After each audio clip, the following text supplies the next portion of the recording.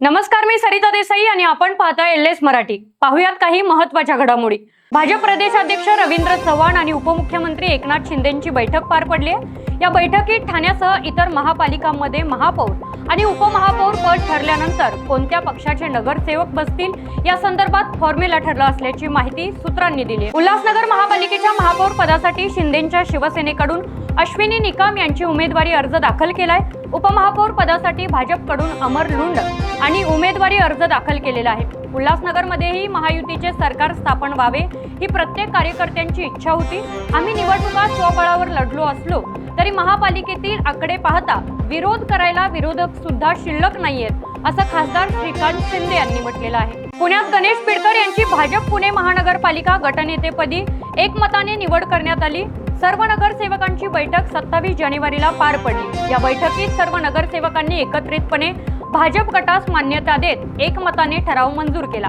त्याचबरोबर महापालिका भारतीय जनता पार्टी गट या नावाने अधिकृत गट स्थापन करण्याचा ठरावही मंजूर करण्यात आलाय। स्वर्गीय अजित पवार यांच्या निधनाच्या घटनेत कोणीही राजकारण करू नये। राज्याचे उपमुख्यमंत्री स्वर्गीय अजित पवार यांचा विमान दुर्घटनेत मृत्यू झाल्याची घटना घडली असून या घटनेची सखोल चौकशी केली जाणार आहे। मात्र अशा घटनेमध्ये कोणीही राजकारण करू नये अशी प्रतिक्रिया राज्याचे जलसंपदा मंत्री गिरीश महाजन यांनी दिली आहे। रायगडमध्ये जिल्हा परिषद पंचायत समिती निवडणुकीच्या प्रचाराला पुन्हा सुरुवात झाली आहे। भाजपा उमेदवारांनी घरोघरी प्रचाराला सुरुवात केली।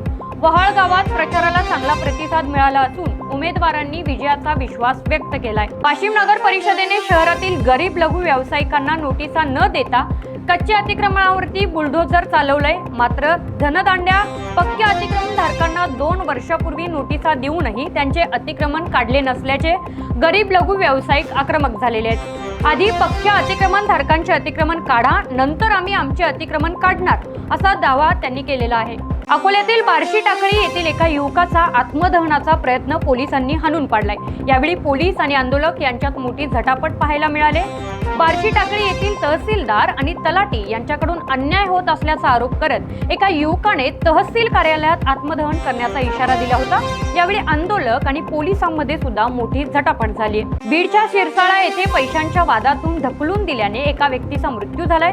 जात पंचायतीवरती वाटप झालेल्या रकमेवरून वाद वाढलाय। या वादात पैशांच्या वादातून झालेल्या धक्काबुक्कीत एका 40 वर्षीय व्यक्तीचा मृत्यू झाल्याची एक धक्कादायक घटना आता समोर आली। छत्रपती संभाजीनगरमध्ये राम मंदिर परिसरामध्ये विद्युत पुरवठा करणाऱ्या रोहित्राला शॉर्ट सर्किटमुळे अचानक आग लागली। आग लागल्यानंतर परिसरात काही काळ भीतीचं वातावरण निर्माण झालं होतं। घटनास्थळी उपस्थित असलेल्या नागरिकांनी तात्काळ धाव घेत आग विझवण्याचा प्रयत्न केला।